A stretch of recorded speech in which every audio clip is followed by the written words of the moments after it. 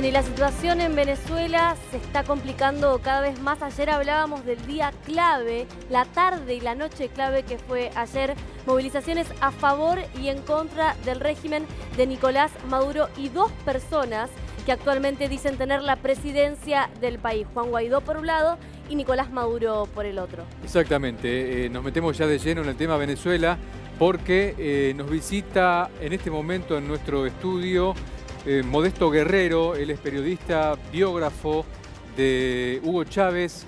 Le agradecemos la presencia y bueno, queremos que nos dé un panorama de lo que es hoy Venezuela, de cómo está.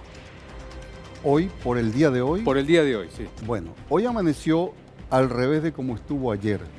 Ayer estuvo levantisca, como dice el título, ardía, con dos grandes movilizaciones, ambas muy grandes, muy nutridas, un poco más grande la de la oposición que la del gobierno, pero mucho más combativa, decidida la del gobierno que de la oposición, que fue el factor clave para que se desanimara la movilización de la oposición y se reanimara el movimiento chavista en defensa del gobierno. Y hoy amaneció calmo. Calmo significa que hay algunas acciones violentas en muy pocos lugares, o en algunos lugares puede ser el doble de lo que me dijeron, no cambia nada, porque son aislados, son acciones con técnica de violencia, o sea, de carácter terrorista, técnica de violencia individual, de opositores contra chavistas. Por ejemplo, vigilan la casa de un chavista para quemarla. Modesto, está hablando usted de régimen chavista, probablemente uno de los periodistas que más sabe de Chávez. ¿Se puede hablar de régimen de chavista? Porque se ha hablado mucho de que esto, lo que está haciendo Maduro, nada tiene que ver con justamente el régimen chavista. Claro, pero hay que primero saber de qué se habla, de qué se define por régimen. Régimen significa, en teoría política, sistema de instituciones. Hay un sistema de instituciones durante Chávez y hay uno posterior a Chávez. Hay uno con dictaduras y uno con democracia. En cualquier sistema político hay un régimen de instituciones. Maduro hereda ese régimen. Sí.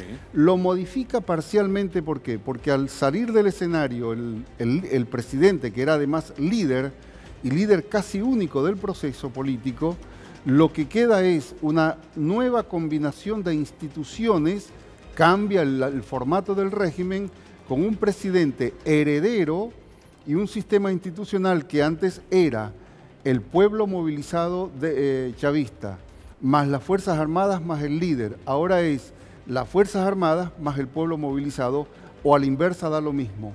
O sea, pueblo chavista más Fuerzas Armadas y un presidente heredero. Ese cambio es el que modificó muchas cosas. Una de las cosas fue la comprensión que tuvo en términos absolutos el Departamento de Estado y una parte de la oposición venezolana, que llegaron a la conclusión, dos conclusiones. La primera, no le podemos ganar por elecciones porque nos ganaron todas menos 2 en 25 pruebas.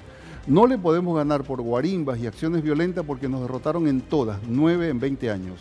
Entonces, ¿qué queda? Apoyarnos en el ejército más poderoso del mundo, el Estado más fuerte del hemisferio. Las elecciones hubo una gran mayoría de las personas que se abstuvieron. ¿Se puede hablar de elecciones democráticas y realmente una victoria de Nicolás Maduro si hay tanta gente que se abstiene? Si la abstención es una medida de valor para definir democracia o no, Estados Unidos es antidemocrático y Colombia más, porque ahí se abstiene el 48% de la población en el voto. En Venezuela el año pasado se abstuvo el 36%, hubo 5 candidatos, uno de los 5 ganó con 5.800.000 votos, los otros perdieron, pero el que ganó no es opositor ni amigo de Estados Unidos.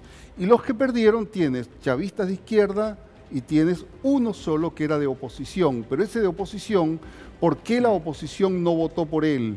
Si la suma de los votos de la oposición el año pasado daba el doble que la suma de los votos de Maduro.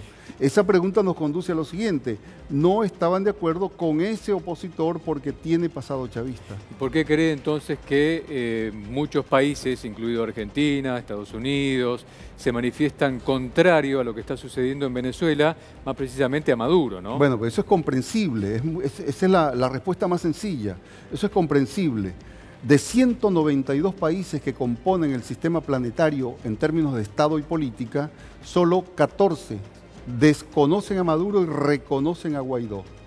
Del hemisferio occidental, de este lugar del mundo, 9, solo 9, Canadá, Estados Unidos y 7 del resto de América Latina.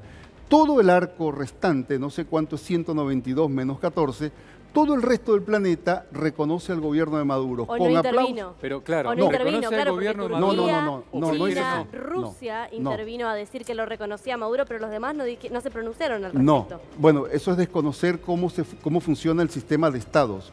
Se reconoce con aplauso o sin aplauso, o sea, con alguna declaración emotiva o sin ella.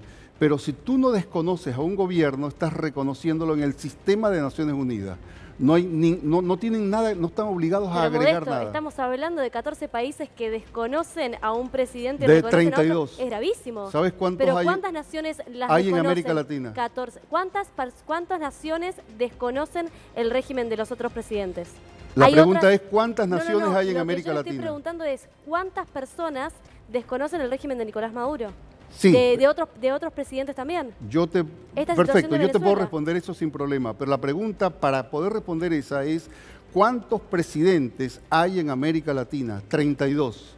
¿Cuántos desconocieron a Maduro? 9, más Estados Unidos y Canadá, 11. ¿Pero le parece poco, Modesto, que 9 países desconozcan a Nicolás Maduro como presidente? Y no puede ser al revés la pregunta. No. Parece poco que la mayoría, 2/3, reconozcan al gobierno que quedó. ¿Por qué se va? Yo entiendo lo que dice Modesto y entiendo cuál es su punto de vista perfectamente. Ahora, no, pero aquí no hablo de punto de vista. Estoy hablando de aritmética política. Más allá desde donde se haga la pregunta, no podemos negar que hay muchísima gente en Venezuela que no la está pasando bien. No tengo duda. Y de hecho, muchos, por ejemplo, para mencionarle algo, están en nuestro país y estuvieron reunidos ayer en la Plaza del Vaticano, ahí al costadito del Teatro Colón, claro, manifestando que estaban pasando hambre literalmente. Que no quieren al gobierno de Maduro. Todo eso es verdad. ¿Cómo se ve eso? Bueno, mal. ¿Cómo se va a ver? Mal, igual que en cualquier país cuando tiene colapsos, expulsa partes de su población, se autoexpulsan para buscar sobrevivir en otro lado. Eso lo vivieron ustedes, lo vivió Uruguay, Colombia. Colombia tiene 7 millones de exiliados económicos.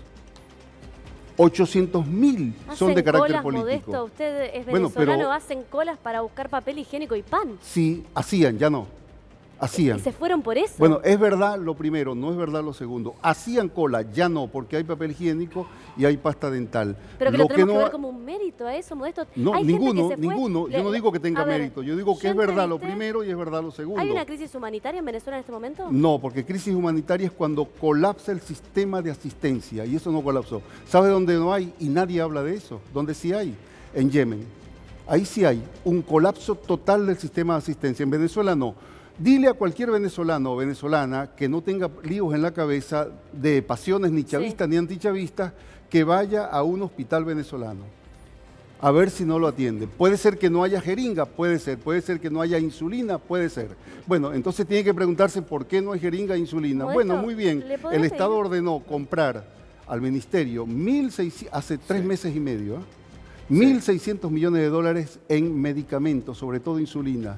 ¿A quién? A una empresa norteamericana en Colombia. Envía la orden, la empresa le dice, sí, como no, 1.600 millones de dólares. ¿Qué quiere un empresario? Ganar plata. Cuando manda la carta de crédito al banco, el banco norteamericano le dice, está prohibido venderle a Venezuela. Entonces, la persona que va al hospital no tiene ni insulina ni jeringa. Le pido que se quede con nosotros, tenemos que hacer una comunicación en vivo, ya volvemos.